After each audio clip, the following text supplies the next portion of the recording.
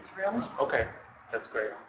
So I will be speaking into this microphone that doesn't do anything for us here, but everybody online will be hearing me, so thank you. Well, good morning. I'm glad you're all here. I'm glad you made it. You know, we just received the email 2 days ago about what would be going on across the street, so thank you all for your patience, for those of you who are stuck across the street for half an hour trying to cross Connecticut Avenue. My name is John Lindsay. I work here at FHI 360 on the Workforce Connections project, and we're really happy that you're all here today. And the reason why we wanted to bring you together, is this okay? A little bit quieter. Okay, the reason why we wanted to bring you here together is because we expect this to be a process, right? This isn't going to be about me standing up here for an hour and a half and going through PowerPoint slide after PowerPoint slide and taking you somewhere. It's going to be about a group process and where we want to go in determining the types of measurement outcomes for employment that we would like to all use in the future. So before we go too far down that road, like I said, my name is John Lindsay. I work on the Workforce Connections program here at FHI 360. I'll be one of the facilitators today. Also assisting me with facilitation will be Ms. Monika Aring, who also works with us, among other things, on the Workforce Connections project. And we have some other team members here as well from Workforce Connections. Sarah Babb, who will also be presenting, and then Obed Diener is also a member of our team, and I think you met two of our team members who are doing registration, Al and Jackie, earlier. We're also going to have a few presentations in the middle. One will be from Miss, I apologize if I pronounce her names wrong, Miss Annie Alcid from EDC, right here, and then another one will be from Miss Maria Elena Nawar from the IDB. Okay, so what is Workforce Connections and why are we here today? So Workforce Connections is funded by the USAID Office of Education, right? And really what our mission is to promote evidence-based learning and peer-to-peer knowledge sharing. And that's really the two reasons why we're here today, promoting evidence-based learning and peer-to-peer knowledge sharing. And we do that through a couple of different things. You know, I know some of you are aware of some of the other work we're doing in addition to this measurement outcomes work stream. There's also the soft skills work that Child Trends is working with us on, that Obed is working with them on. There's also the labor market assessment tools, which we have also coalesced some working groups around. So please feel free to talk to us after the event at any time about any of these different work streams that may be going on, because we'd like to engage as many people as possible in all of these. So among these work streams, part of what we're also doing is putting together or facilitating a community of practice, right? And the community of practice really is this. Those of us in the room today, those of us in the web, all of us who are interested in moving workforce development, especially for youth, forward, and how we can identify best practices, how we can do things better in the future, and have better programmatic implementation in the future. So that's kind of what this is all about. So before we dive into it, I've introduced myself, the team, Workforce Connections. We've got a good group here. It's not too big. So I'm going to ask everybody in the room very quickly. I'm talking, you know, each person, what's your name, where are you from, and why are you here today? 1 second statement, why are you here today, and pass the mic on. I think we can get through this, and this will be really great. And this is about opening it up to a conversation that we'll all be having today and into the future. So I'm going to start right here with Rachel, because I know Rachel, and hopefully we can go quickly around the room. My name is Rachel Goldberg. I'm working with USAID's Office of Education, and I'm here to learn.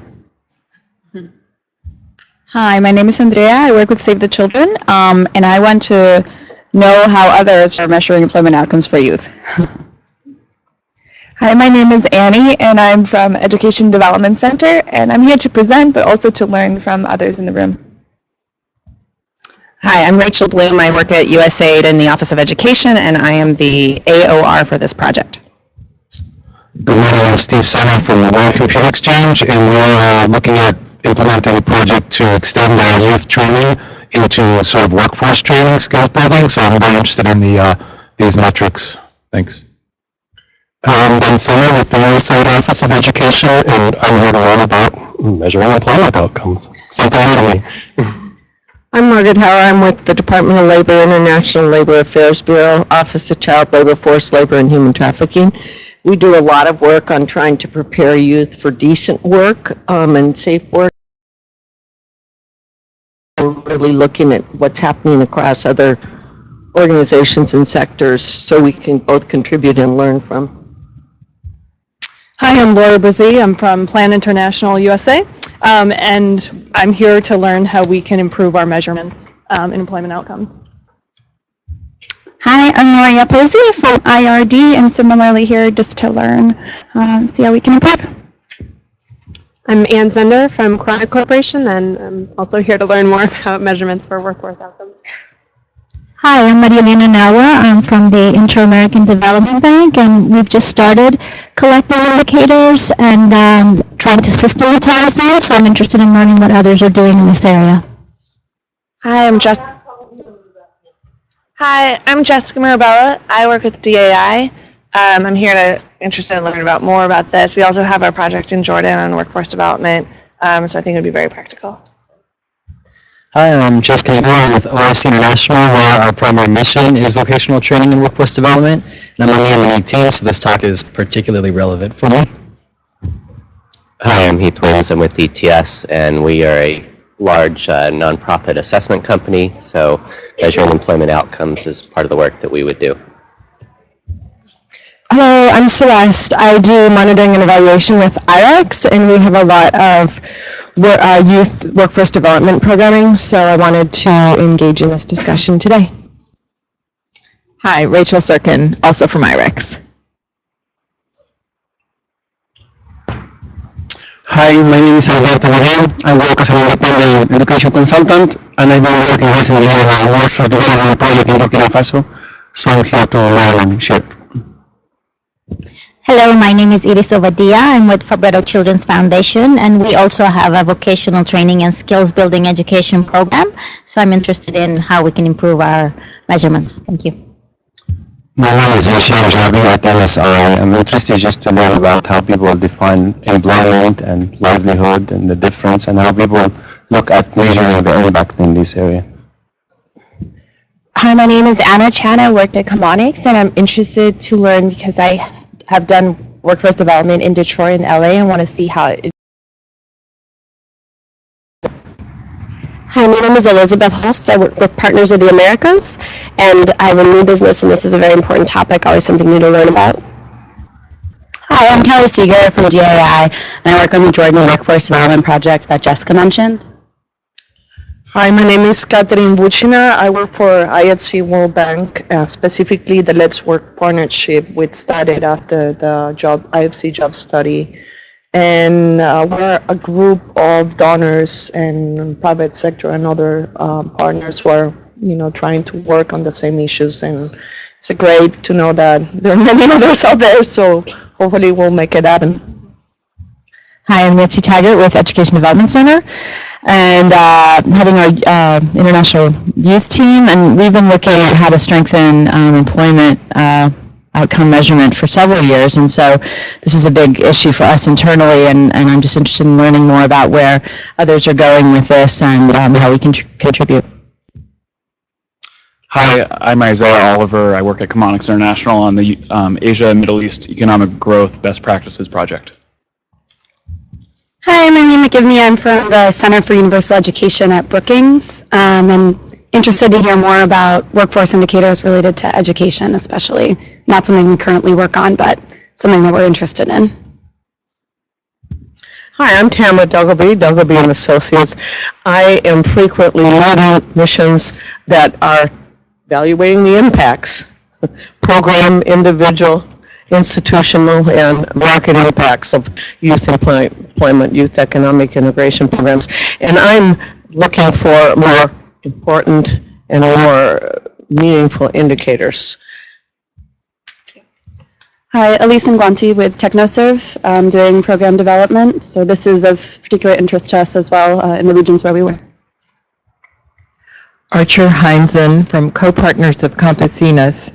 And we recently did not win a proposal that we wrote, and the feedback was that our evaluation of the outcomes of our vocational training was inadequate. Imagine that. So that's why we're here. Good morning, I'm Kristen Leinlich, and I'm Archer's co-partner.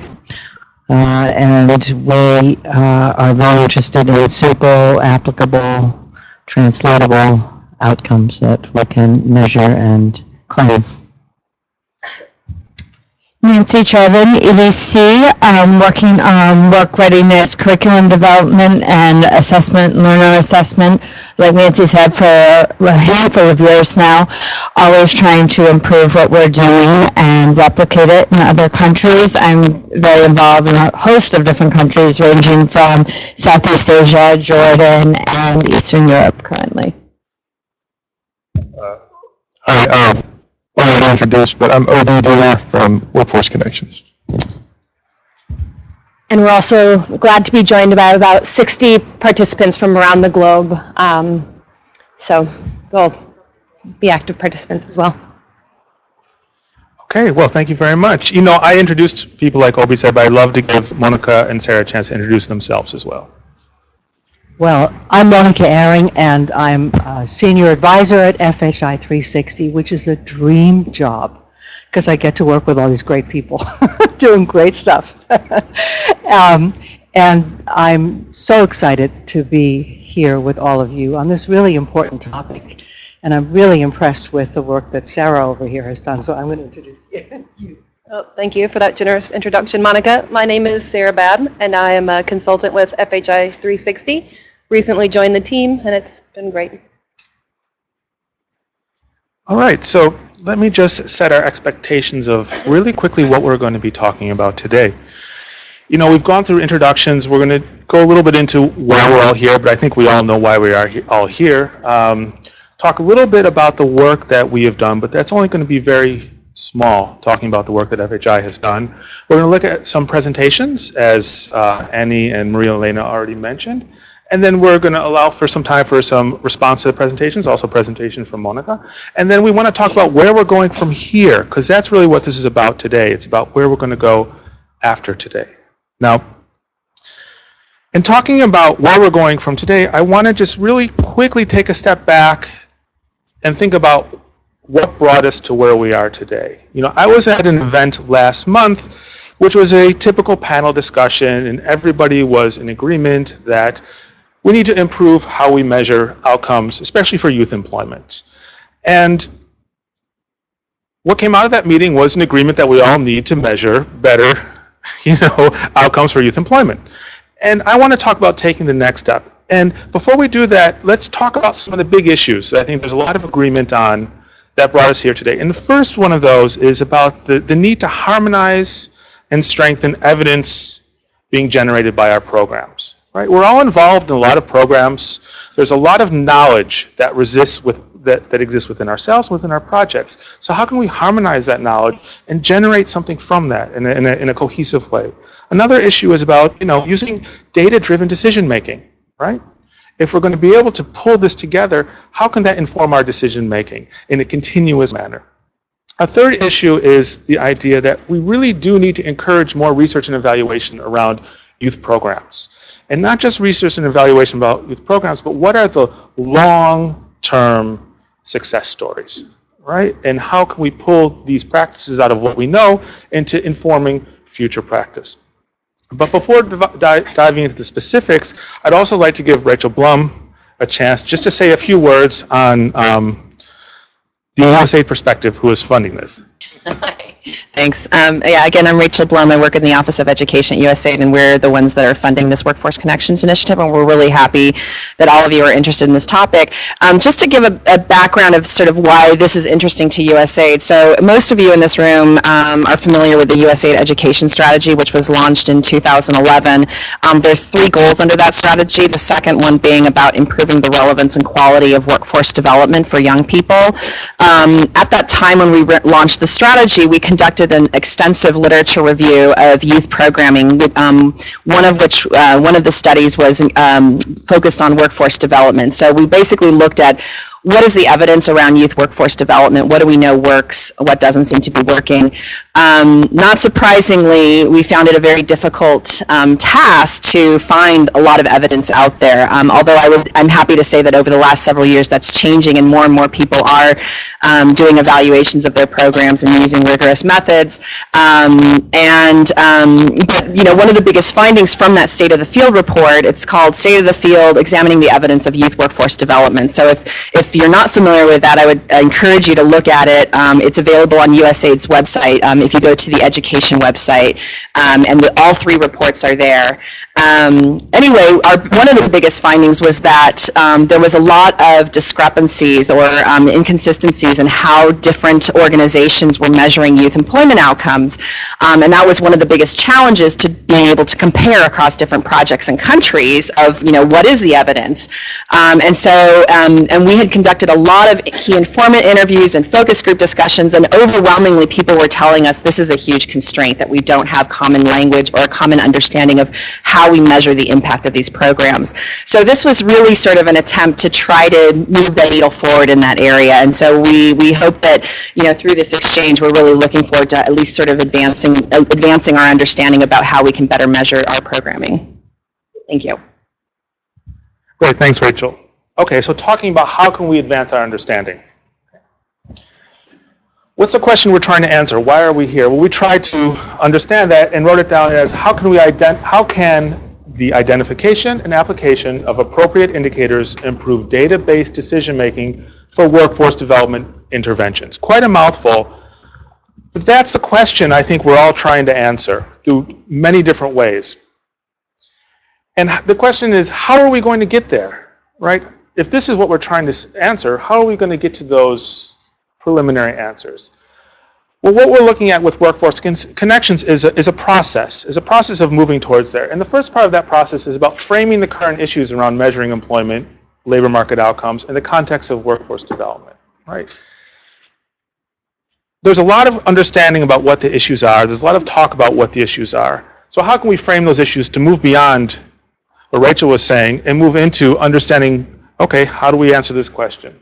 The next part is to create an open, inclusive space for all interested stakeholders.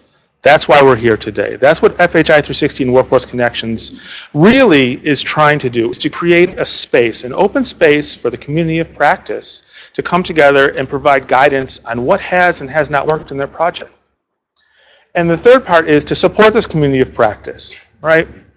So if this community of practice is going to come together and is going to provide some guidance, how can the community of practice address the question, identify some of the must-haves for measurements, right? There's a lot of issues involved in measuring employment outcomes, especially if you're talking about longitudinally, especially if you're talking about in environments where data is not that available.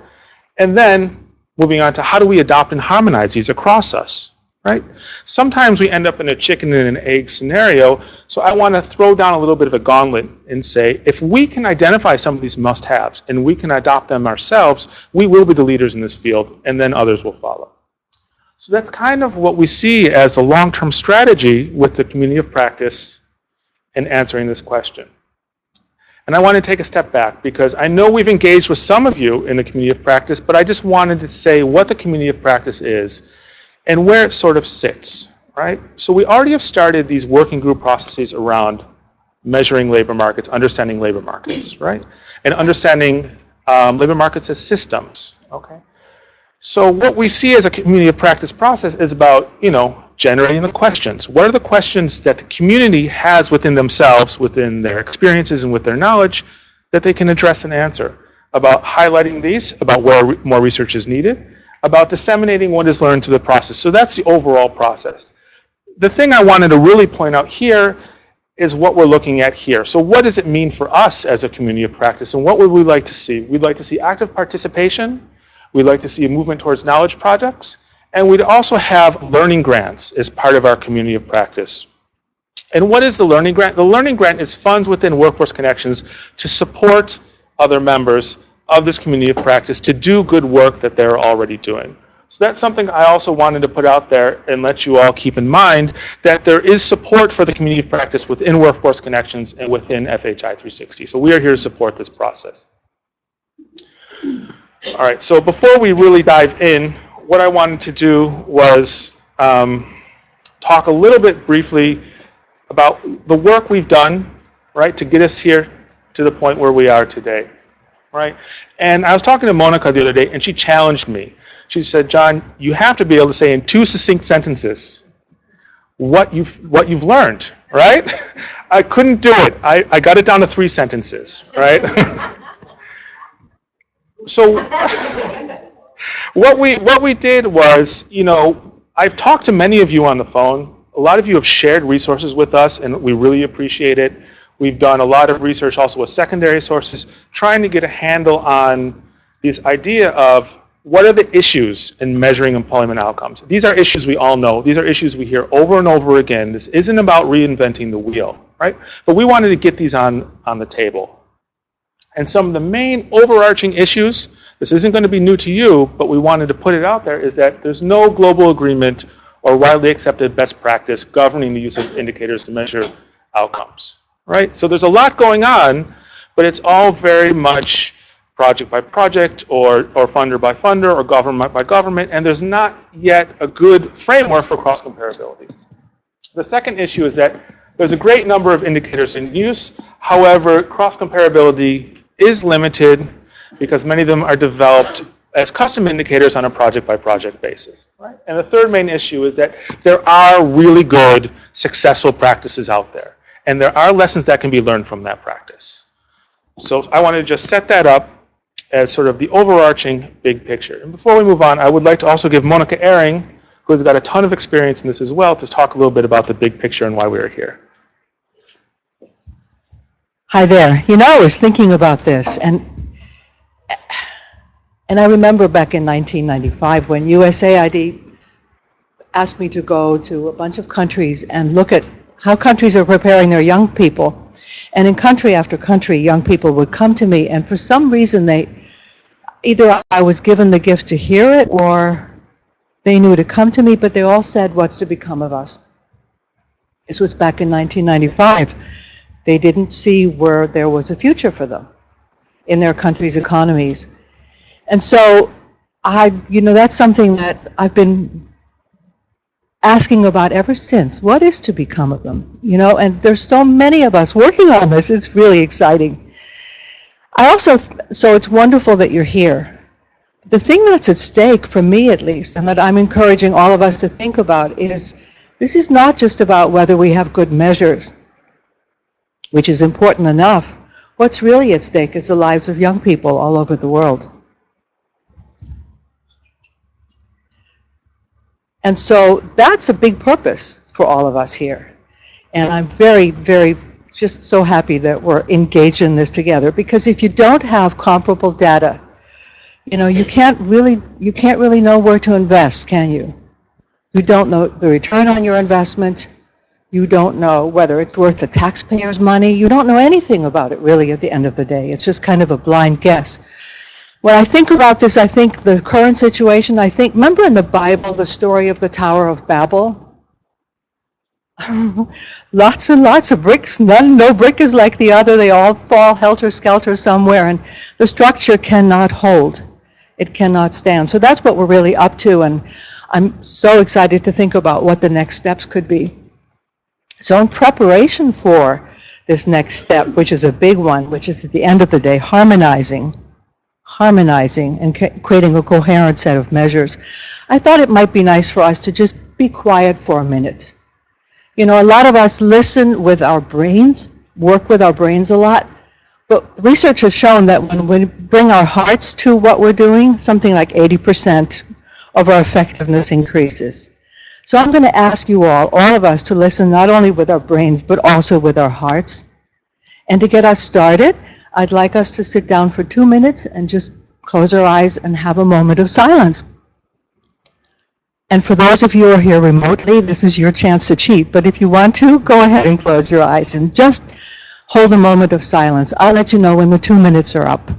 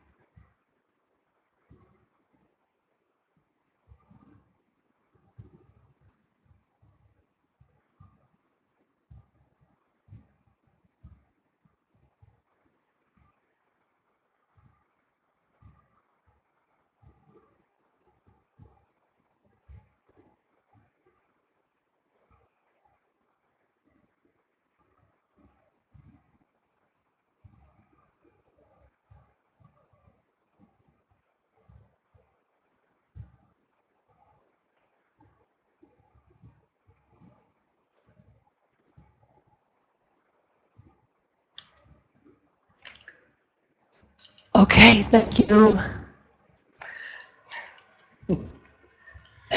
Thank you, Monika. You know, Monika said something interesting about the Tower of Babel. In my office, there's a tower of reports that's sitting on the shelf, which Sarah actually is the one who went through most of them to really try to understand and do a comprehensive, well, not comprehensive, do a pretty thorough literature review, right? However, this is not about our literature review. This is not about that, because one of the things that came out of the literature review is that the literature review does not reflect the current state of the field. Right? It does not reflect the practices that are going on in our projects and that are going on in our organizations that I talked to many of you about, who are trying to push the boundaries of measuring employment outcomes, especially for young people in labor markets, right? And so what we're going to move on to is talking a little bit about what we have done and what we have looked at to sort of set a foundation from which we can move forward, right? We can have a little bit of agreement around there are these issues, these are the issues that are out there, but that doing a literature review, doing this kind of thing, does not answer the question that we asked at the beginning. Right? The question is, how can we define and set these indicators and harmonize them across our different organizations? So what I'd like to do is I'd like to invite Sarah to talk a little bit about the issues that came out of this literature review and the issues that have been identified, keeping in mind that the literature review is kind of, it's not the beginning of the end, it's the end of the beginning, to paraphrase Winston Churchill. So. Oh my, okay. Thank you. Good morning. As John said, I compiled the literature review as well as worked with him to develop the typologies and the briefing paper.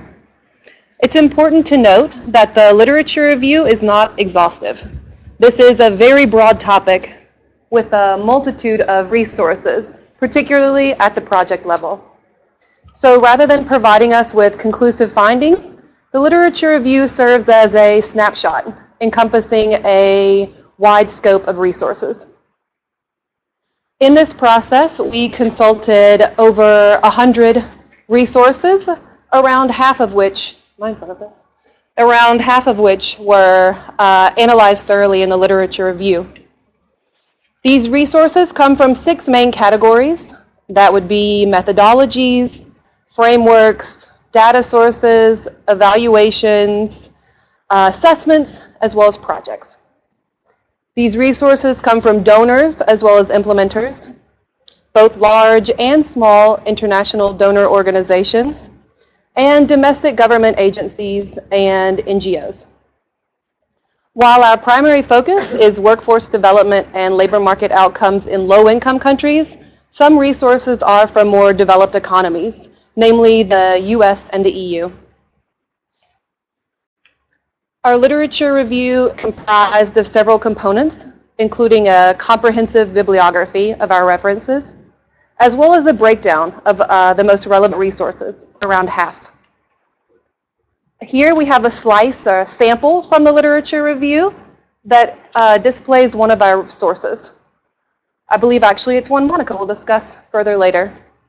On the far left, we have the organization, along this one.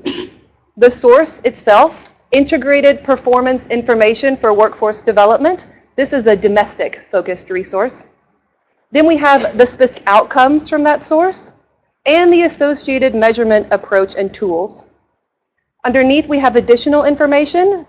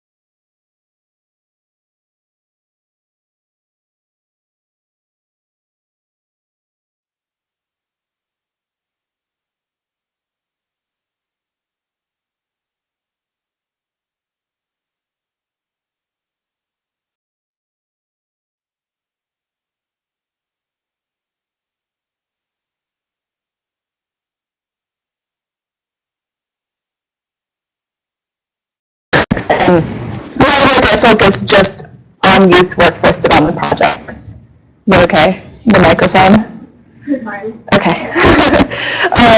And I want to talk today about one specific way that we can evaluate youth workforce development projects. Okay, and there are a lot of methodologies out there, but yet looking at experimental evaluations is one way, and it's sometimes considered the most rigorous when we're talking about randomized controlled trials. Okay, but then on top of that comes a whole lot of issues that you have to consider whether or not this is an appropriate way of evaluating your project. I don't want to assume that everybody knows the nitty-gritty of a randomized controlled trial. So basically, when we're evaluating projects, ideally we want to talk about impact. Okay, we want to ask, is our project impacting youth employment outcomes? If we change program design, is this impacting labor market outcomes? Okay, but in order to talk about impact, you have to ask the question of what would have happened in the absence of our project. And this is the counterfactual. You want to know if these youth had not gone through this project, where would they be today?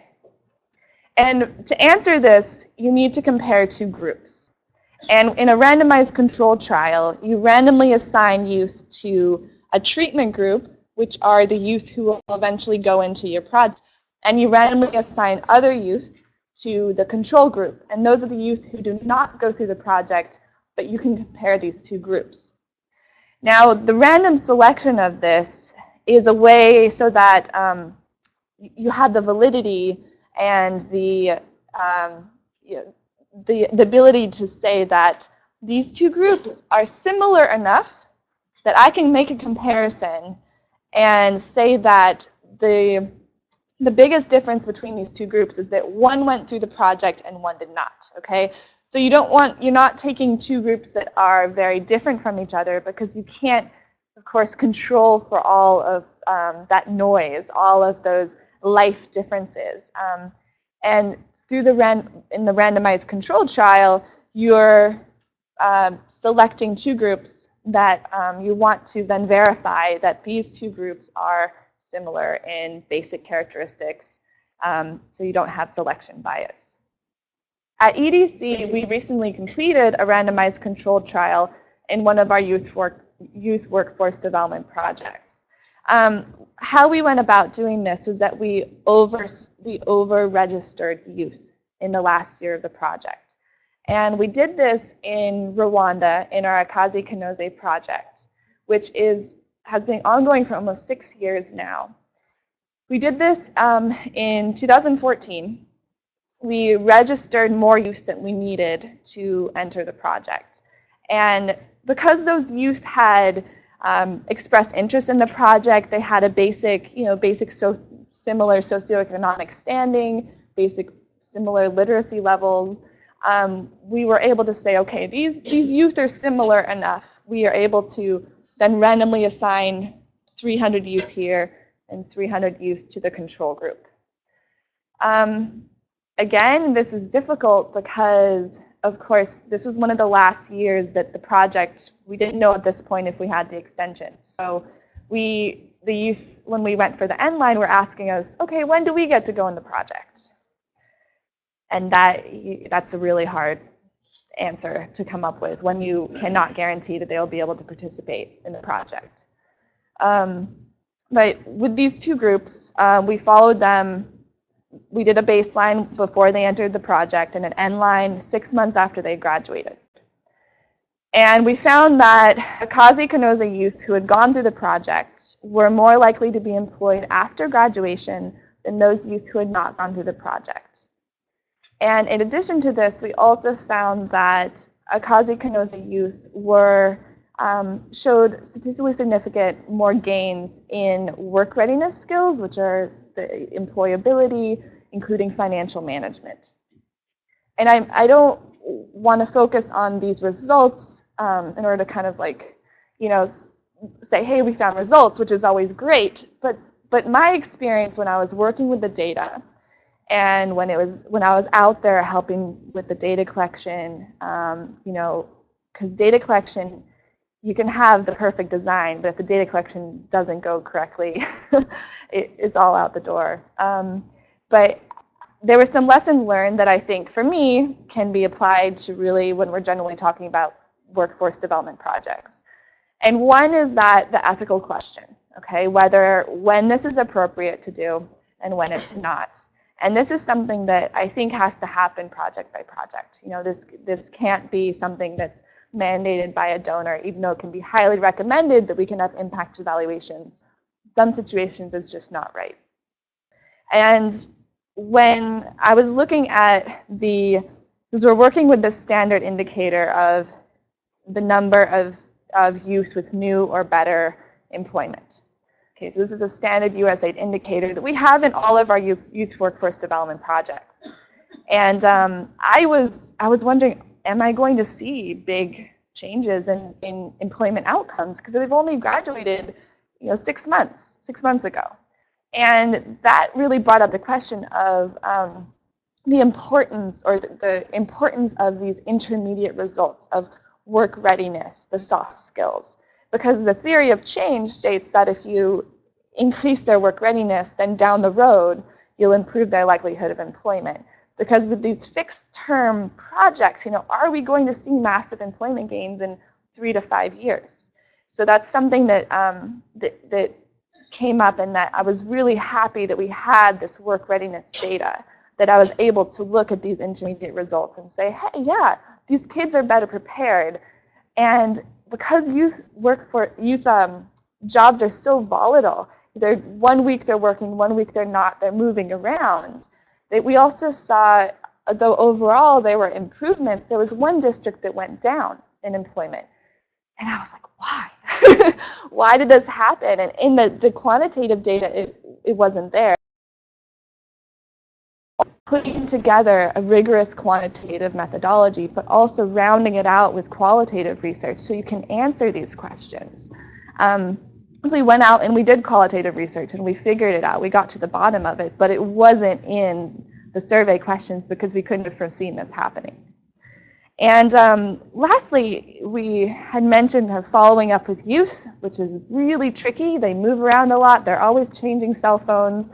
We ask for 5 cell phone numbers in some projects because we know the importance of following up with these youth, because 6 months after the project, it's great to see that they're employed. But yet, the benefits of the project, do we instill a sense of resiliency and skills that last 1, 2, 3 years out, or do they hit roadblocks and do they get frustrated and give up?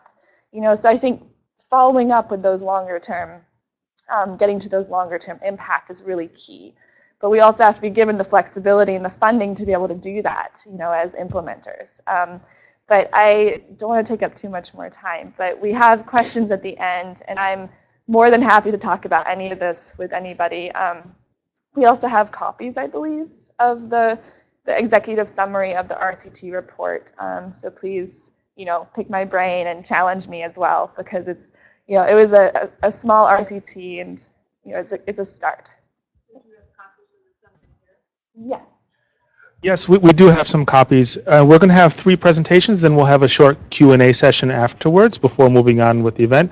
And plus, like I said, we hope this to be a start of a process and a conversation we'll all be having. So I would like to next invite Ms. Maria Elena Nawar to talk a little bit from a funder's perspective about some of the processes they're going through. Thank you. Good morning, everybody. Yes, my name is Maria Elena Nawar. I'm from the Multilateral Investment Fund of the Inter-American Development Bank. And I'm also representing the Youth Employment Funders Group, which is an organization, or a group rather, comprised of several funders. The core group being the IDB through the Multilateral Investment Fund, the ILO, and USAID. So very excited to hear about this fantastic work and all the research that's been going on regarding this topic, because the funders group had actually set out as one of its products to be developed during the course of this year and the next, looking at this topic of indicators and trying to grapple with and try to address the issue of harmonization among the members of the funders group. And I just wanted to mention the other members, which are MasterCard Foundation, the MacArthur Foundation, UNHCR, GIZ, the German agency, UNESCO, AusAid, the Kellogg Foundation, and Walmart. So you can see that it's comprised by a group of multilaterals, bilaterals, private sector foundations, and NGOs. And we're all interested in this topic because the purpose of the funders group is to begin sharing knowledge and generating knowledge. And to be able to share that knowledge, we need to be able to understand and compare each other's work. And so that's why we wanted to focus efforts on harmonizing indicators within our group. So the idea, the fact that you're already gotten an extensive head start in this area is very exciting for us, because we would like to join efforts and contribute with all of our experiences on this topic and join efforts in this area. So I just wanted to talk to you a little bit about what our experience has been. I'm going to talk a little bit about what the MIF has done, the Multilateral Investment Fund, in this area with indicators, both at an organizational level and also specifically in the area of youth employment and entrepreneurship, and mention a little bit about what the Youth Employment Funders Group would like to do also. So at the Multilateral Investment Fund, it's a fund administered by the IDB, as I mentioned, and it is an organization that pilots and tests new development approaches within the private sector for poverty alleviation. So our beneficiaries include SMEs, youth, the environment. We work in areas such as climate change, microfinance, agricultural value chains, and youth employment and entrepreneurship. So it's very cross-cutting and multi-sectoral approach to innovating within the private sector. And the idea is also to innovate, and we're a laboratory of sorts so that other areas of the bank and other organizations can take these pilot experiences and take them to scale. So one of the challenges that we had was, again, comparing across this very diverse group of projects and sectors. And so 18 months ago, the MIF launched an effort to develop a corporate results framework. And the experience that we've had is, again, because we have so many sectors that we're working in with a cross-section of beneficiaries, the challenge was, how do we harmonize across all of these sectors? And so we came up with a theory of change, very much along the lines of what you just mentioned, and the need to be able to identify those intermediate steps, and also identify what are the most relevant indicators to be able to roll up and aggregate information and to be able to compare across sectors and beneficiary groups. So this was the challenge that we undertook, and right now we've come up with a corporate results framework, and the big challenge now is getting at the data to be able to report on those indicators. So I like this statement that you mentioned in your report: indicators are not data, but the data is necessary to be able to report on those indicators. And the other thing that we want to emphasize with our executing agencies is that although we make it a requirement to report on these corporate results framework indicators, we really want to empower our executing agencies and provide them with the tools and the know-how to be able to gather this data, so that it's not just about reporting to the donor, but really providing them with the institutional capacity to be able to look at their data, analyze the data, and use it to be able to make strategic decisions and improve upon their own programs. So although as a donor, it's important for us to have these aggregated indicators at a high level, what our real mission and our real emphasis behind the corporate results framework is to be able to empower our executing agencies so that just make them better equipped to be able to improve their own programs using data-driven approaches. So that's about the myth. And then specifically within the program of youth employment and entrepreneurship, we've in the last year, gone through this exercise. And you know, even within a small segment of the organization, it's taken us a while, you know, even with people who work in the same organization, to agree on what are those indicators, what are the definitions that we want to use to be able to maintain consistency across our projects, and what are the sources of information, and then also determining which ones we roll up and which ones we don't. So it's been challenging, but we've begun to use those indicators, and we're looking forward to the time when we're going to be able to have that information that will then also populate, and we'll also be able to roll up and be able to report on this particular program, the youth employment and entrepreneurship area, in an aggregated form, and be able to compare across projects and learn in a much more timely fashion how the projects are performing, what projects are performing in which areas better than others. So again, we see this as a fundamental tool for our organization in the youth employment and entrepreneurship program. And we've already shared a preliminary list to John, and we look forward to providing more information on that. And then finally, just going back to the Youth Employment Funders Group, two of my colleagues, the coordinator of the Youth Employment Funders Group, Maria Eugenia Munareto, she's on the call, and also Claire Ignakowski from USAID, who's also our partner. Again, this is something that we identified as a priority project for the Youth Employment Funders Group. We had established a work plan, and we have begun gathering the indicators from the various organizations that we work with and collaborating with in the context of the Youth Employment Funders Group. And we'd be happy to share that with you as well, and definitely contribute to the fantastic work that you've already carried out thus far. So thank you. Thank you. And now I would like to invite Monika Aring. And Monika also has a few slides to go along with her presentation. Hey, thank you. Oops. There's a lot of stuff. You want me to do that one? Yeah. Yeah. Hi there. I want to tell you an amazing story today about the United States. There's 50 states, right? Each of them does workforce development programs. Can you imagine, none of the 50 had measures and indicators that they agreed on.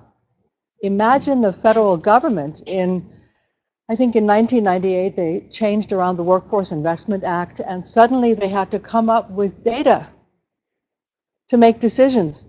And they couldn't get any, and they were so frustrated, they finally threw up their hands in 2003, and they said, we can't figure this out. Let's see if we can issue an RFP or an RFA or whatever it was to see if we can get a consortium of states to put something together that then could be the pilot and lead the way for the rest of the nation. Which I thought was pretty smart, right? So they did.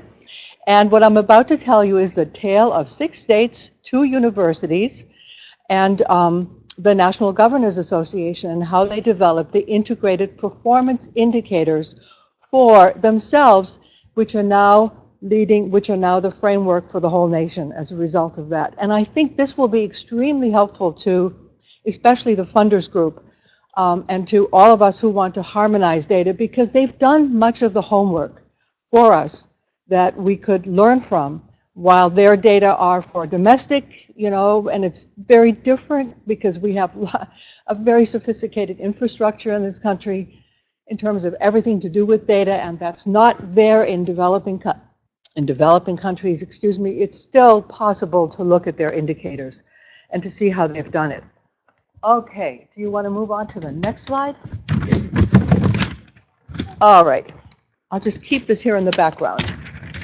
So the reason for these integrated performance indicators is that They need something that shows performance results consistently across programs and across levels, from institutional level up to a state level, up to across the state. So it works at all levels, number one.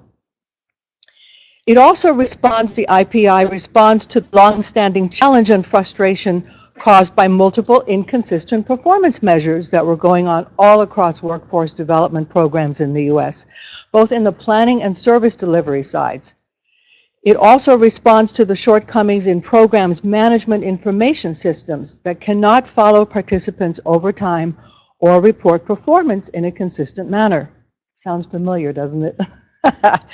So, the thing that's important about this, however, is that integrated performance information is much more than a shared information system and a set of consistent measures.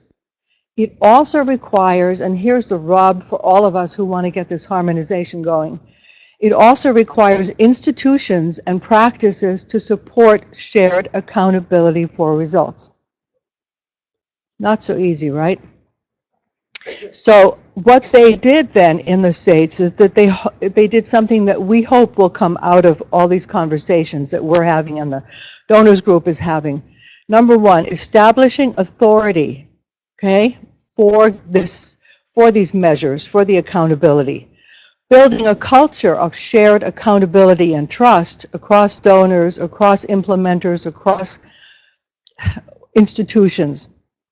Generating the capacity to get the data, crafting performance measures, setting and using targets, and creating and maintaining a shared information system. You have this in a handout, I believe.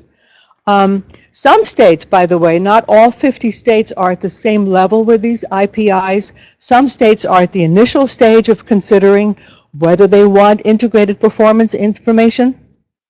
Others have been at it for a long time, but they're interested in improving their work. This whole document on IPI is available on the internet, online, you can get it.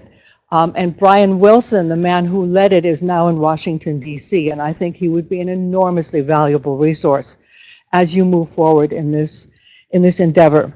There are many benefits to states having integrated performance information, such as increased accountability, improved strategic planning, better research, more efficient use of resources, and a sense of shared responsibility among the different programs. And when you have these kinds of, when you have this sense of shared responsibility, you can improve the credibility of the workforce program that you're working on, and in turn get more support for the program. The better you can show results, the more support you can get if your results are good, right? So what's reported with an integrated performance information system? Number one, it reports performance and results consistently across programs, across levels, and for the programs as a system. And what you can see here are some of the measures that they use. They have accountability measures such as labor market results for program participants. Do people get jobs? What are they paid? And then they use, these are some measures that examine that. Skill gains, to what extent do education levels increase? Well, is a credential completion rate important in skill gains? Does it make a difference? Okay. Results for employers and the economy. Are we meeting the needs of employers? One way they thought they could measure is the repeat employer customers. The percentage of employers who are served and who return to the same service, within a year. Now, it's interesting when the states looked at workforce development programs in their own states and across each other, they found that education programs take up 90% of workforce development programs. And I wonder if this isn't true in our case as well in international development. It'd be interesting. Does anyone know in terms of workforce? Yeah, so 90% of the Workforce Investment Act, the various programs, the employment, the reemployment, the targeted assistance to certain kinds of people, the apprenticeship, whatever, is pretty much focuses on education. Through education, the spending is through educational institutions and on education. There was something else I wanted to tell you. This has to do with really good measures. The question this group of 6 states asked themselves is, what are the best performance measures for workforce development? If the same measures are applied horizontally and vertically within the system, including programs that are funded mostly by the states and programs that are funded mostly by Congress. So you have this, in the states, you have this issue of Congress and the states funding.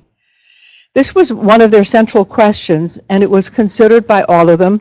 They also worked with the National Governors Association, Center for Best Practices, that's also here in Washington, and the Ray Marshall Center at University of Texas. The big question that I thought that made sense to me is that they said, what kind of information do policymakers really want and need? Let's just get back down to basics. What do they want and need? And then they looked at that question, and then they suggested the selection criteria for judging measures, analyzed the advantages and disadvantages of a long list of possible measures. In the end, the states agreed on a relatively short list of measures that best respond to the performance questions commonly posed by policy leaders. And then the table that is in the document itself, and I think we gave you the link somewhere in the document, summarizes the performance measures recommended by the teams. The measures are separated into those measures that are useful as accountability measures, for which there can be targets and consequences, and those measures that they're indicators of how well the workforce development is doing. They do not sufficiently satisfy the criteria for good performance measures. Okay, so they have separated the measures into 2 kinds of measures, and this gets very complex and complicated for me to talk about. I recommend highly that you go and you take a look at the Integrated Performance Indicators document that is online and that we've given you the link for, and take a careful look. They call it the blueprint, is the actual name of it. And the last thing I want to talk to you about is the kind of results that they're talking about, that they measure. So they measure labor market results for program participants. They ask things like, do people get jobs? What are they paid? Short-term employment rate, long-term employment rate, earnings level, median earnings during the second quarter after exit among all exiters with earnings, skill gains, and then the measure they use is to what extent do education levels increase. So I'm not sure that's a valid skill gain, but okay. And finally, credential completion rate. And then they look at results for employers and the economy. I already listed some of them here, but there's employer market penetration, the percentage of all employers who are served during a year, and I like their ROI measures. What is the return on investment? What's the taxpayer return on investment? The net impact on tax revenue and social welfare payments compared to the cost of the services. Right, those are the numbers ultimately you want to get to. And finally, they look at participant return on investment, the net impact on participant earnings and employer-provided benefits compared to the cost of the service. I think the important note here is that these measures do not attempt to measure everything that is important to each program. These measures concentrate on outcomes important across workforce development programs. Individual programs may have other goals and measures related to their particular missions. For example, in the U.S., the Adult Education Title II Act has a goal of improving literacy skill levels and measures linked to that outcome. So each program may have additional measures that it considers, but that is not the concern of the integrated performance indicators. I think the big thing that I learned by, really reviewing this was what's involved in having shared information systems. It sounds relatively easy, but boy, the devil is in the details, and there's a lot of details. First of all, a major barrier, they say, to integrated performance information is the absence of a shared or integrated information system for workforce development in most of our states. If that isn't even in most of our states, what about the rest of the world? Participant information remains scattered about in various program-level management information systems, or MISs, and there is usually no system for integrating the information from the multiple MISs to support cross-program performance measuring and reporting. Finally, steps and decisions involved in establishing a data warehouse that links administrative records from multiple programs with other data sets containing outcome information, such as unemployment insurance and wage records. And now you can do that with GIS. You can link it geographically as well, right? They've come up with a data warehouse that is built on top of existing MISs and does not replace them. The MISs are still necessary for individual program management. And the warehouse is a longer-term repository where data are cleaned and matched in order to analyze and report performance outcomes and to conduct research. And finally, here's the kicker. Creating a data warehouse requires states to make decisions regarding authorization, leadership, funding, scope, data ownership, confidentiality and access, information flows, reporting, and quality assurance, just to name a few. So that's really what it's going to take. However, the state teams really are committed to going forward with this because it is the way to move forward. And once they do, they can start getting large data sets. And that's going to be very, very useful as well. And I think they think that they can be helpful to anyone who's trying to move down that road. So we thought we would share it with you here because they have gone through this process and they know what's involved, and I think could really be helpful to us. Thanks. So Monika mentioned, I just want to say something real quick about, the paper is available online. On our website, and I'm sure EDC has as well, the full Akazi-Kanozi RCT report is available online. And also in terms of the literature review that's been mentioned, that's also going to be made available probably over the next month, and it'll be publicly available to everybody as well, not just to people specifically involved in any working group or other working group. I would like to invite Maria Elena and Annie to come up to the front. We take a quick little break here for a little question and answer session related specifically to the three presentations we just saw, because we kind of feel there are three really important issues. We talked about specific issues of indicators and data collection on the program level. We talked about harmonization, and then we talked about a process. Somebody's already been through a process of trying to put together a coalition of interested parties to come to some kind of common agreement on indicators. And this will also, I think, be in concert with maybe some people online. So I'd like to open up the floor if there's any questions. So I'll give this microphone here. I don't know if we have another microphone. Yeah, Elle, if you don't mind. So does anybody have feedback?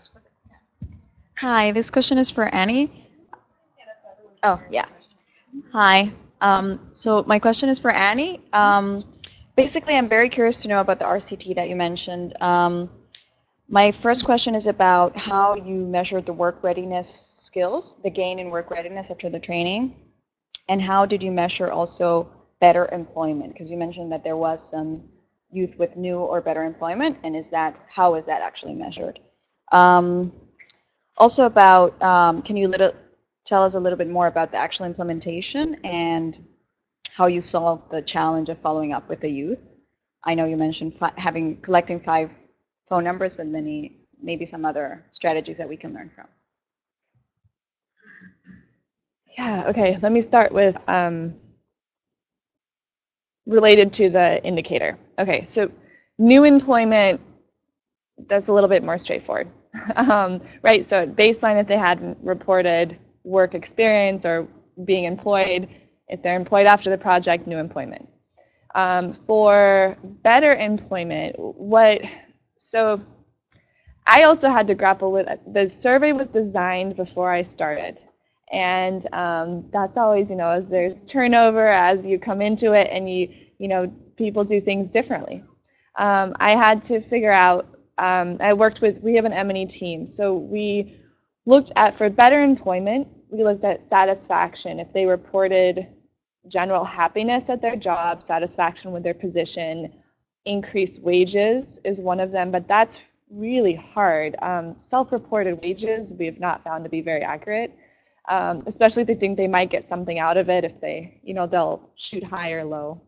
And then in addition to that, with looking at the work readiness skills, we asked them, this is, again, it's self-reported, but we asked them their confidence level in things such as communicating with somebody in the workplace. There's another one where, do you believe you can, if there's a tough situation that comes up at work, can you resolve that? Do you know how to talk to your manager about it? Things like that. We call it the confidence matrix. We actually now have a standardized tool for this indicator so that we can, EDC itself can also report across our youth workforce development projects. And because we learned from this process that we needed a standardized tool even at EDC, because all of our projects had this one indicator, the new or better employment. And so we included, we kind of made a more robust confidence matrix of the self-reported ability to then apply these skills that they should have been learning throughout the curriculum. Implementation, you asked about. Do you mean implementation of the RCT itself? Yes. Okay. Just, so I worked with the children and we had an RCT last year, and just the challenges of actually making sure that the implementation Follows the evaluation design. Sorry.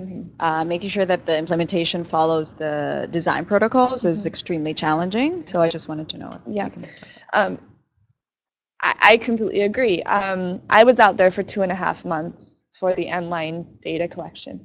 And so there's the challenge. There's a lot of resources that went into this. And we also have a team that really understood the need to make it randomized, the need to stick to those kids who are on the list. You can't get another kid and replace it. But yes, it actually the first time we did have challenges with trying to find enough youth. So that's why I went out there. I think a couple things that I could recommend for tracking youth that we've learned from our projects is one, the lots of telephone numbers. And another thing is that we have youth leaders who help us. They're from the communities, and there's an agreement so that they know after the project we might touch with them to go out and find their peers. And so that was actually a lot of them. It was painful, about 10, 15 at a time. I was like, we need 400, but they were going out to their communities and bringing 5, 10 at a time. And, you just plug away at it that way. But yes, the tracking is really tricky, especially can't use social media, can't even rely on cell phones. But the youth, they keep track of each other in a way that the project won't be able to do.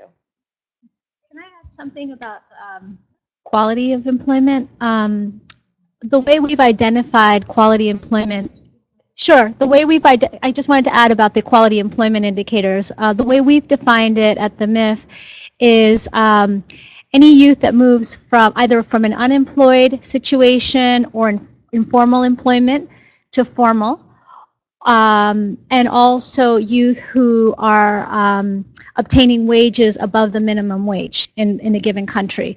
It's very hard to harmonize quality employment across countries. So we're using these attributes regarding informality versus formality, and also minimum wage as a way to be able to reflect quality employment. Hi, Alberto Begue, consultant. Countries in Latin, it's a question for Sarah. Countries in Latin America, in West Africa, have been working on workforce development for years, NGOs, governments, multilateral agencies. Did you include reports in Spanish and French in this literature review? I'm asking because sometimes we have the trend to just consider what is written in English, what is a lot, but it's not all the picture. So I wanted to know. Yes, you raise an excellent point. And no, we limited our scope to reports that have been produced in English. But that's certainly a consideration as we move forward. Thank you.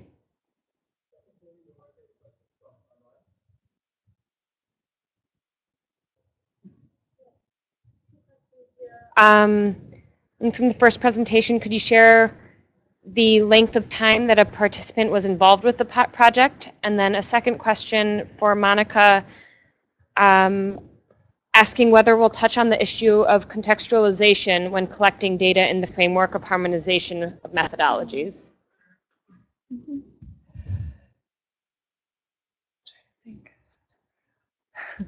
The youth were in the project for about 9 months to a year, and that includes in-class, the in-class time of the work readiness curriculum, and also the technical training. And that's where the variation is, because the bread baking is 2 weeks, but computer repairing is 3-4 months. So that's where the time difference may come in. But we surveyed them at the end line within 6 months, or it was about 4 to 6 months out of the project.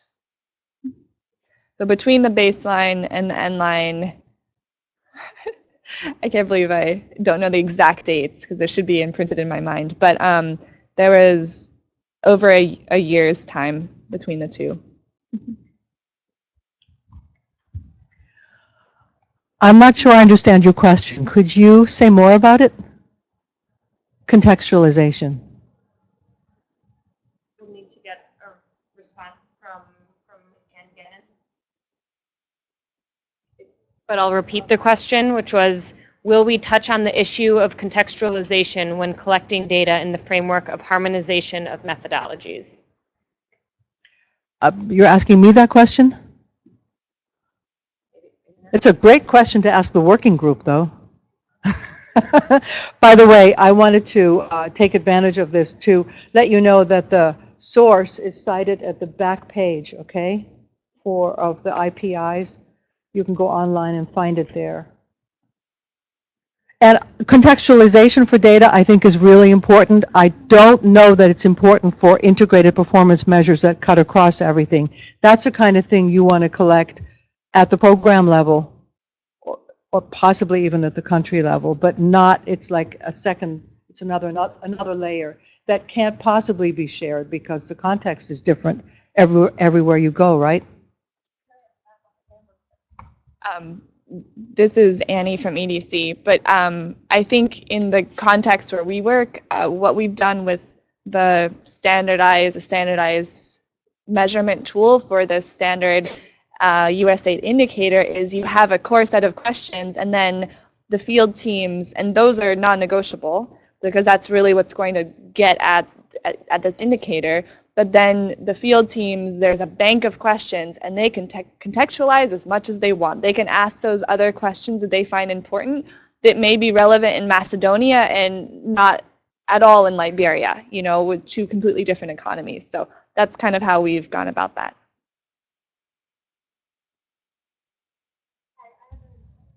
I have a question for Annie. I guess I'm wondering, if you could not guarantee programming to the control group, how did you incentivize participation among them? They are offered a transportation reimbursement, which is 2,000 francs or so. And so for unemployed youth, that's actually enough money to incentivize them to show up. And also they come together as a group of peers, and they actually, they don't get, youth are not necessarily asked these questions. They don't feel like their voice is really ever, the people don't care sometimes. So I actually find that a lot of times they actually want to talk to someone. And this is kind of a special opportunity where they're able to tell you how they feel, what they're doing. They're able to give you feedback. I have a question. I have a question for you, Annie, and that is, and you too, Maria Elena, when you talk about employment, do you, to the formal sector and informal sector, when you talked about employment, did you ever look at employer satisfaction? Was it self-employment only? What do you mean by employment? And both sure. This is Maria Elena from the MIF. We certainly look at employer satisfaction. In fact, because we're an organization that works with the private sector needs are taken into account from the very beginning in identifying the sectors in which the youth will be trained. And then after the youth are obtained jobs, we do measure employer satisfaction because that's another test of the success of the program. So we do have an employer satisfaction indicator in our framework. How we exactly measure employment, whether it's informal, formal, self-employment, employed by another person, we include all of that. But yet we're able to disaggregate by those who are self-report as self-employed or as working for somebody else. But I mean, for example, in Liberia, everybody's working for themselves. They're working 4 or 5 little jobs doing business, whereas a little bit more formalized economy, say in the Philippines, you know, we will see a different array of employment status or employment types. But what's the second part of the question? Employers, yes. Yes, we do employer satisfaction surveys.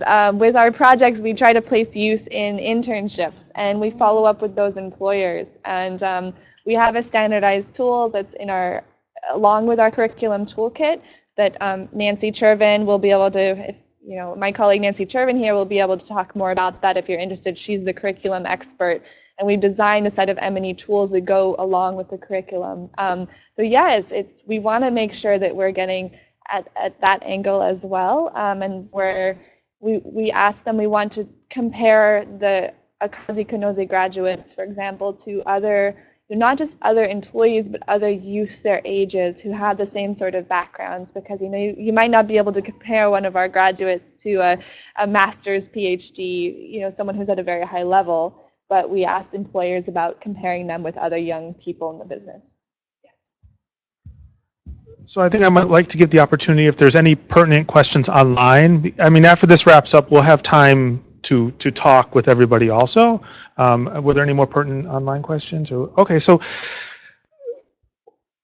all right, so let's move forward. Our time is getting a little bit short here, and talking about where we want to go from here.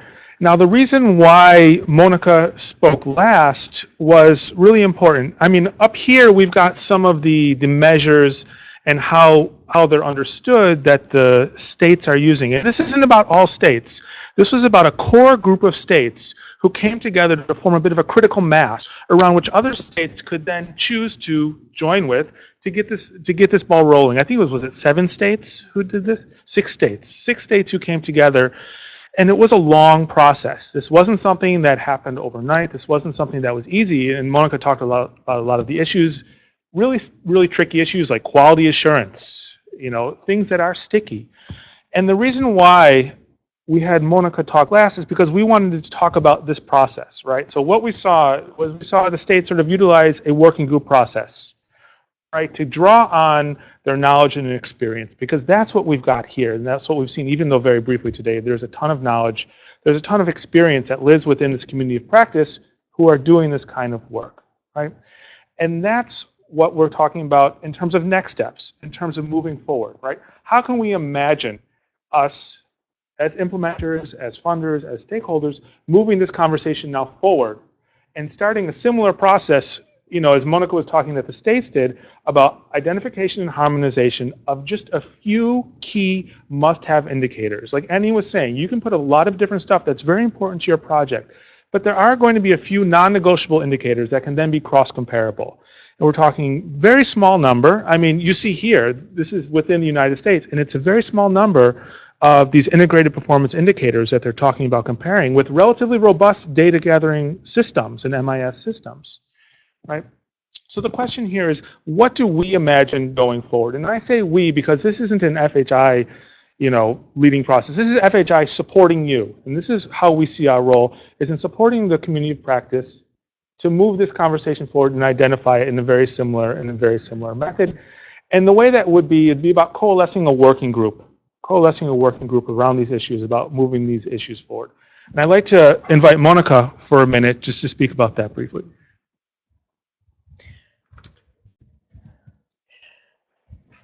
Okay, great. We'd love to know So first of all, the idea of a working group is to move forward with sharing knowledge and best practices and beginning to come up with some kind of common performance measures that make sense to the working group. What we're not so sure about is how this, does this add to, we certainly would not like to duplicate what you're doing, Maria Elena. So it'd be really important to find out how what this group does could feed into what you need. So it'd be great to get kind of a terms of reference from you even and say, hey, here's what we could use help with. Does that make sense? Oh, cool. All right, great. So that's what we'd like to do. We'd like to form this working group, and that over the next maybe 6 months to a year, really comes together and develops that which is needed so that Maria Elena and her donors can really have the product that they need at the end of the day. Does that make sense? Yeah. Okay. So the working group process has started around some of the other issues that are being addressed in terms of understanding labor markets and understanding systems, right? So we want to throw down the gauntlet. We're going to have a sign-up sheet after this event in the back. And we want people who are interested in moving this conversation forward and working to identify those indicators to sign up, to be a part of the working group process. And that's going to have some very definite, impact on your time, right? We're envisioning about a 6-month process, maybe about 4 hours per month, a couple of hours for review and work, and then maybe another additional hour for a meeting each month, as inputs into this process. And what we would like to see, what we imagine that could be at the end of this process is a guidance note that's co-branded, co-designed, that contains those must-haves, right? What are those must-haves that we can agree on should be in our projects, right? And how can we give guidance to others to join in this process and use those must-haves in their projects as well? That's the first step. The second step would then be about us, walking the walk and adoption of some of those measures that we've identified. So this is kind of the visionary exercise about where we could see this working group going. So the community of practice is anybody who's interested, whether you're a donor, a stakeholder, an implementer, and we're open to all ideas, but we're also looking for a core group who would want to be a part of the working group itself as a subset of the community of practice to help us drive this work forward over the next 6 months, right? And so we do have some minimum expectations for that. And this is a process that we would support, that FHI 360 would support, but would not drive. It's driven by the working group, and any output of it would be the output of the members of the working group. And so what I'd like to do before we close, though, is stop right there, give the microphone back to Monika, and get your feedback on all this talk about the community of practice and working group and how it sounds to you before we move forward further. Great. I could use someone who's good at writing on the flip chart. Oh, that light. All right. So we thought that there's maybe 50, 60 of us in the room, 50 or so, and in the limited amount of time that we have, we thought it would be really great if each of you could come up with one suggestion of all the things that you're ready to tell the working group that it must consider. What in your mind is the priority for the working group, a priority item for the working group to consider? Remember, the working group is going to come up with the must-haves that we agree as a community of practice have to be part of this set of indicators and measures that then will feed into your group. So among those must-haves and the work of the working group over the next 6 months, what do you think is the number one thing that they must consider or be aware of? Yes.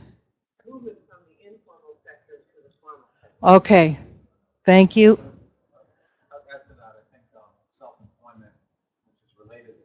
Mm-hmm. Thank you.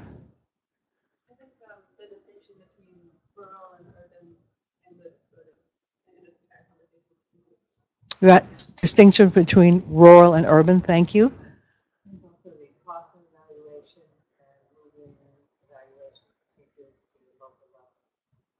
Cost of evaluation and moving evaluation to the local level. Okay, thank you. Whoops, just keep your hands up. I'm going to go to you next, and then you, and then you. Yeah. Moving beyond education, as you mentioned, the 90% is education. Right. I think we need to move to the labor market and how to make links. I mean, we are not going to create jobs, but we can make links. Yeah. Direct to jobs. Right. Beyond education to the link to jobs. Yes. Back there.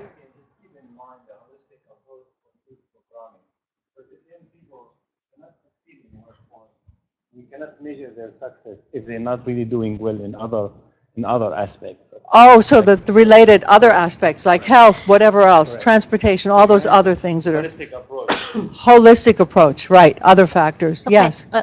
So Who else? I'm here. Hi. So formal versus non-formal education for Formal versus non-formal education. Okay, great. Yes.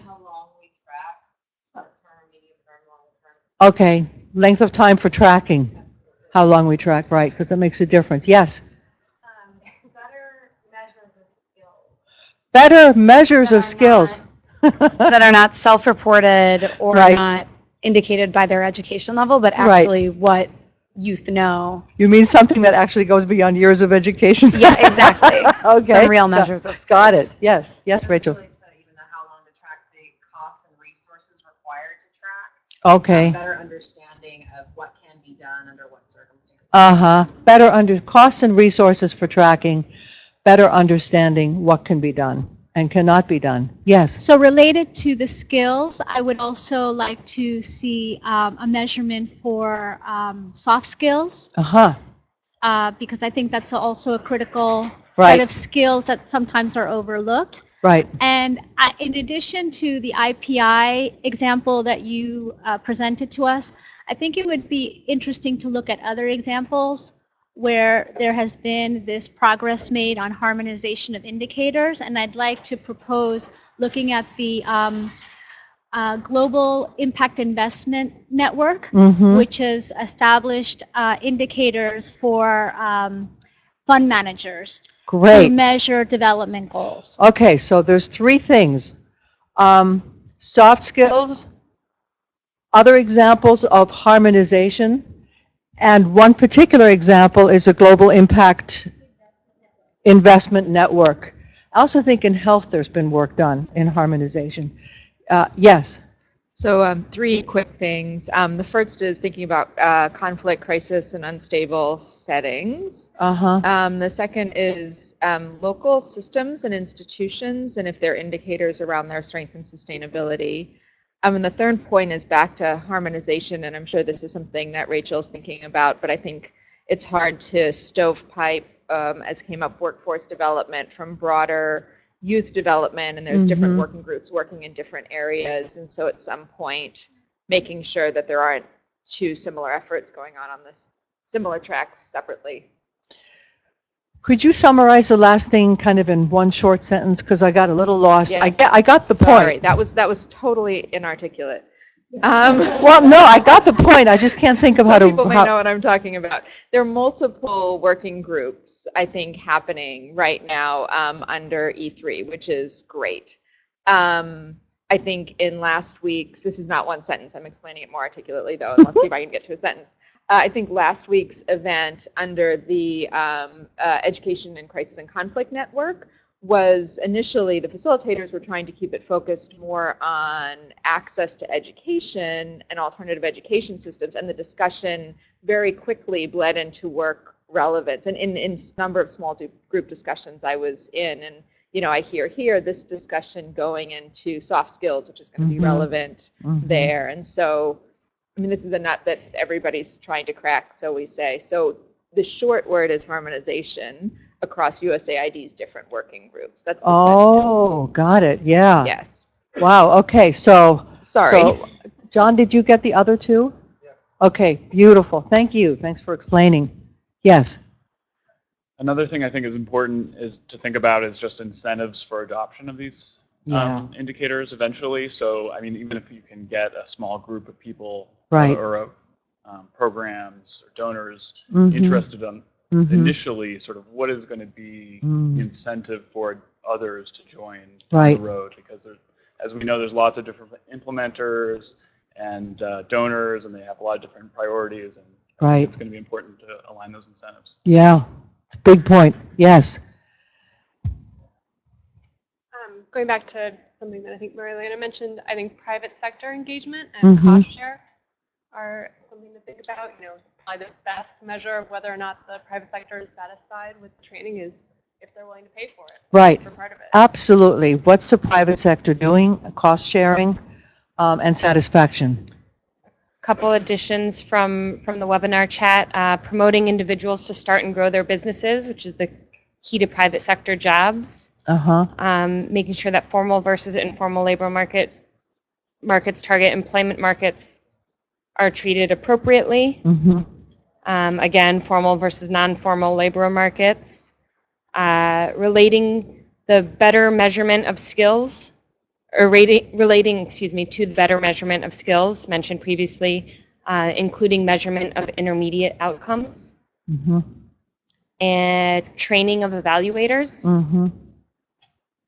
Gender, another for private sector engagement. Thank you. Yes. What about thinking about the medium of instruction? So at Save the Children, we're thinking a lot about reaching scale through e-learning. So I don't know how relevant that is for other people, but I think that's a growing trend, isn't it? Growing trend. Yeah. So e-learning or medium of instruction. I think it would be beneficial to also think about a cost-benefit analysis component. Couldn't hear you. Sorry, there's a hum I here. think it would be beneficial to also think about a cost-benefit analysis component. Cost-benefit analysis, right. Cost-benefit to each of the parties involved, because there are multiples, right? Yeah. Any more? Look at the wisdom in this room already. Wow. So John, is there a sign-up sheet, or do we want a show of hands? What do we want to do next?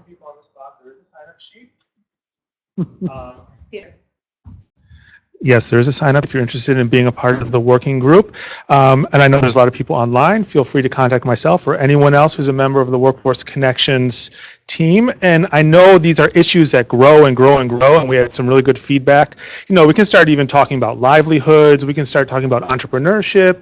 So we are trying to keep it a little bit focused so we can have some real good definable must-haves that we come through at the end of this process.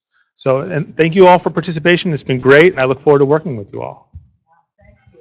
And don't forget to put your name on the sheet if you're interested.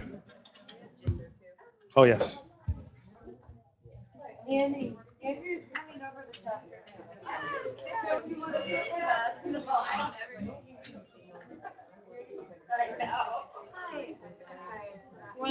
One more that just came in is on attrition and how does it relate to impact. I'm sorry, I didn't hear you. Attrition, how does it relate to impact? And we have folks